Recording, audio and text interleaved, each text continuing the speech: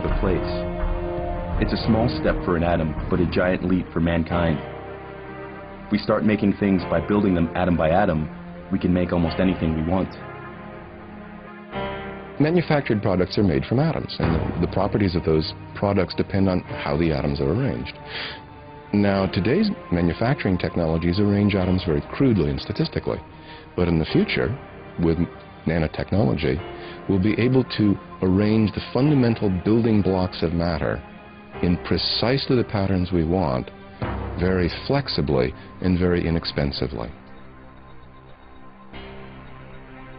Nanotechnology will open vast opportunities for all other technologies, in particular for computing. When computer connections can be made by single atoms, computer power will increase enormously. Computers incredibly powerful that just would let us put into a single sugar cube a computer that was more powerful than all the computers in the world combined today. The ultimate goal is to create robots as small as viruses, called nanobots. These nanobots will be more intelligent than today's computers. One possible set of applications is medical. Nanobots could be injected into the bloodstream as a kind of cleansing team to kill cancer cells, for example, or to carry out other kinds of maintenance work in the body, or even to modify the DNA code. It might seem that this is a very expensive technology, but in fact the opposite is true. We will be able to program nanobots to reproduce themselves, just as all natural creatures do. They will then be able to grab material from their environment and use it for making copies of themselves.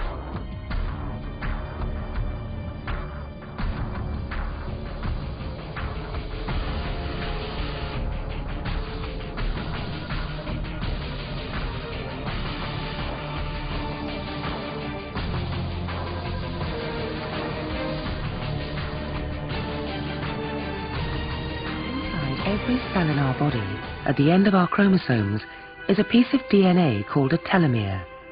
It stops the DNA from fraying as it divides. But every time a cell divides, the telomere gets shorter.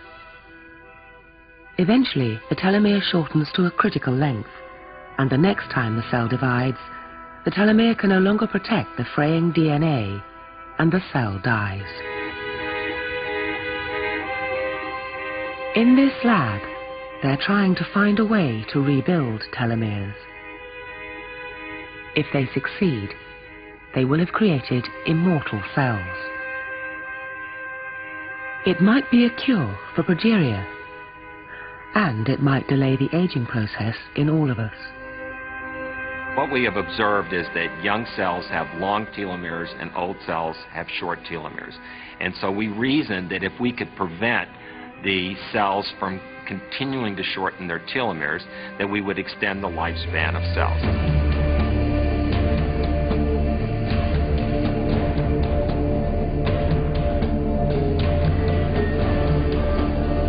Some scientists predict that in the future we'll have a memory chip.